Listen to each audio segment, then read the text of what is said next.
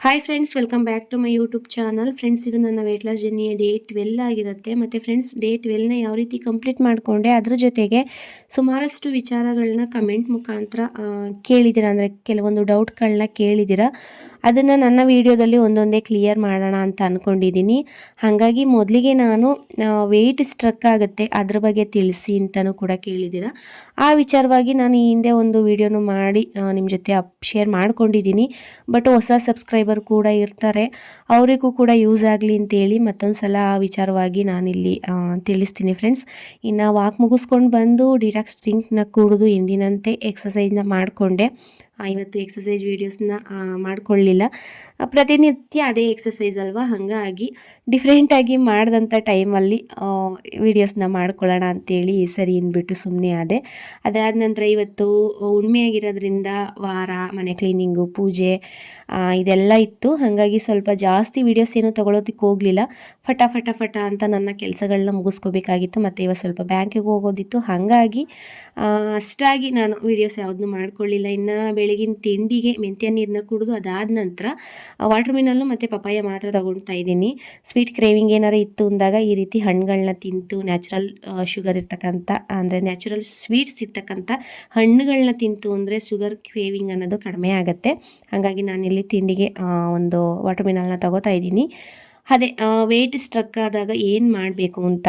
ಈಗ weight loss journey ಅನ್ನೋದನ್ನು ನಾವು ಸ್ಟಾರ್ಟ್ ಮಾಡಿದಾಗ ಸ್ಟಾರ್ಟಿಂಗ್ ಡೇಸಲ್ಲಿ ಈಗ ಒಂದು 80 kg 75 kg ನಮ್ಮ ವೆಯ್ಟ್ ಇತ್ತು ಅಂತ ಅಂದಾಗ ಸಡನ್ನಾಗಿ ನಮಗೆ ಒಂದು 5 to 6 kg ಅಷ್ಟು ಆರಾಮಾಗಿ ಯಾವುದೇ ಒಂದು ಟೆನ್ಷನ್ ಇಲ್ಲದಂತೆ ರೆಡ್ಯೂಸ್ ಆಗಿಬಿಡುತ್ತೆ. ನೀವು ಅಬ್ಸರ್ವ್ ಮಾಡಿರ್ಬೋದು, ನೀವು ವೆಯ್ಟ್ ಲಾಸ್ ಜರ್ನಿನ ಸ್ಟಾರ್ಟಿಂಗಲ್ಲಿ ಸ್ಟಾರ್ಟ್ ಮಾಡಿದಾಗ ಆ ಒಂದು ತಿಂಗಳು, ಇಲ್ಲ ಅಂದರೆ ಒಂದು ತಿಂಗಳ ಮೇಲೆ ಒಂದು 10 days ಆ ಟೈಮಲ್ಲೆಲ್ಲ ಆರಾಮಾಗಿ ವೆಯ್ಟ್ ಅನ್ನೋದು ಚೆನ್ನಾಗಿ ರೆಡ್ಯೂಸ್ ಆಗ್ತಾ ಬರುತ್ತೆ.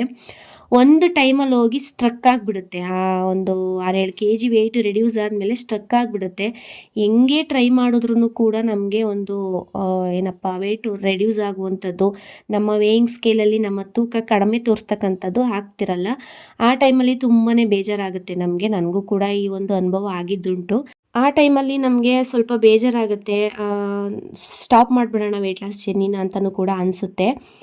ಆಗ ನಾವೇನು ಮಾಡಬೇಕಪ್ಪ ಅಂತ ಅಂದರೆ, ಈಗ ನಾರ್ಮಲಾಗಿ ಯಾವ ರೀತಿ ಒಂದು ರುಟೀನ್ನ ಮಾಡ್ಕೊಳ್ತಾ ಬರ್ತೀರಾ, ಅಂದರೆ ಫುಡ್ ರುಟೀನ್ನ ಫಾಲೋ ಅಪ್ ಮಾಡ್ತಾ ಬರ್ತೀರಾ, ಒಂದು ದಿನಕ್ಕೆ ಮಟ್ಟಿಗೆ ನಾವು ಲಿಕ್ವಿಡ್ ಡಯೆಟ್ನ ಸ್ಟಾರ್ಟ್ ಮಾಡಬೇಕಾಗತ್ತೆ. ಲಿಕ್ವಿಡ್ ಡಯೆಟ್ನ ಸ್ಟಾರ್ಟ್ ಮಾಡಿದಂಥ ಟೈಮಲ್ಲಿ ಏನು ನಮ್ಮ ವೆಯ್ಟ್ ಸ್ಟ್ರಕ್ ಆಗಿರುತ್ತೆ ಅದು ಆಟೋಮೆಟಿಕ್ಕಾಗಿ ಒಂದು ವೆಯ್ಟ್ ಲಾಸ್ ಅನ್ನೋದಕ್ಕೆ ಬರುತ್ತೆ. ನಾನು ಈ ಹಿಂದೆ ಲಿಕ್ವಿಡ್ ಡಯೆಟ್ನ ಎಲ್ಲೂ ಮಾಡೋಕ್ಕೋಗಿಲ್ಲ, ಅಂದರೆ ನನಗೆ ಎಲ್ಲೂ ವೆಯ್ಟ್ ಅನ್ನೋದು ಸ್ಟ್ರಕ್ ಆಗ್ತಿರ್ಲಿಲ್ಲ. ಬಟ್ ವಾಟರ್ ಫಾಸ್ಟಿಂಗ್ನ ಮಾಡ್ಕೊಂಡಿದ್ದೆ. ಈ ವಾಟರ್ ಫಾಸ್ಟಿಂಗ್ ಮಾಡ್ಕೊಳ್ಳೋದು ಸೇಮ್ ಲಿಕ್ವಿಡ್ ಡಯೆಟ್ಗೆ ಸಮನಾಗಿರುತ್ತೆ. ಬಟ್ ನಾವಿಲ್ಲಿ ಲಿಕ್ವಿಡ್ ಡಯೆಟಲ್ಲಿ ಬೇರೆ ಬೇರೆ ವಿಧಾನವಾಗಿ ಒಂದು ಲಿಕ್ವಿಡ್ನ ತೊಗೊಂಡಿರ್ತೀವಿ.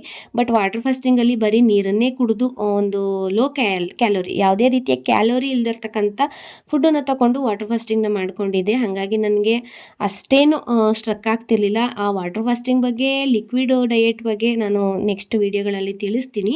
ಇನ್ನು ಫಸ್ಟಿಗೆ ನಾವು ಏನು ಒಂದು ಬೆಳಗ್ಗೆ, ಮಧ್ಯಾಹ್ನ, ಸಂಜೆ ಅಂತ ಒಂದು ಮೀಲ್ ಪ್ರಿಪೇರ್ ಮಾಡಿಕೊಂಡು ನಮ್ಮ ಡಯೆಟ್ನ, ಬ್ಯಾಲೆನ್ಸ್ಡ್ ಡಯೆಟ್ನ, ಎಲ್ಲ ರೀತಿಯ ಕ್ಯಾಲೋರೀಸು ಸಿಗಬೇಕು ನಮಗೆ, ಅಂದರೆ ಫೈಬರು, ಕಾರ್ಬೋಹೈಡ್ರೇಟು, ಫ್ಯಾಟು ಈ ಥರದ್ದೆಲ್ಲ ಸಿಗಬೇಕು ಅಂತೇಳಿ ಒಂದು ಮೀಲ್ನ ಪ್ರಿಪೇರ್ ಮಾಡಿಕೊಂಡು ತಿಂತಿರ್ತೀವಿ.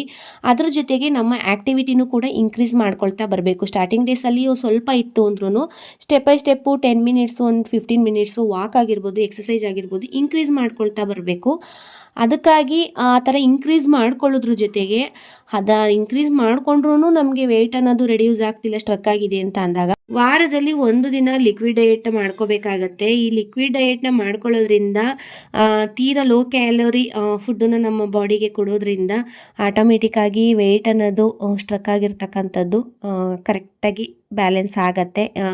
ಇದೊಂದು ಲಾಸ್ ಆಗೋದಕ್ಕೆ ಸ್ಟಾರ್ಟ್ ಆಗುತ್ತೆ. ಹಾಗಾಗಿ ಈ ಒಂದು ಲಿಕ್ವಿಡ್ ಡಯೆಟ್ನ ಯಾವ ರೀತಿ ಮಾಡೋದು ಅಂತೇಳಿ ನೆಕ್ಸ್ಟ್ ವಿಡಿಯೋದಲ್ಲಿ ನಾನು ತಿಳಿಸ್ತೀನಿ. ನಾನು ಕೂಡ ಟ್ರೈ ಮಾಡ್ತೀನಿ. ನಾನಿಲ್ಲಿ ಒಂದು ಬುಕ್ಕನ್ನ ಇಟ್ಕೊಂಡು ಕೆಲವೊಂದು ಕಮೆಂಟಲ್ಲಿ ಏನು ಡೌಟ್ಸ್ಗಳಿದೆ ಅದನ್ನೆಲ್ಲ ಬರೆದಿಟ್ಕೊಂಡಿದ್ದೀನಿ.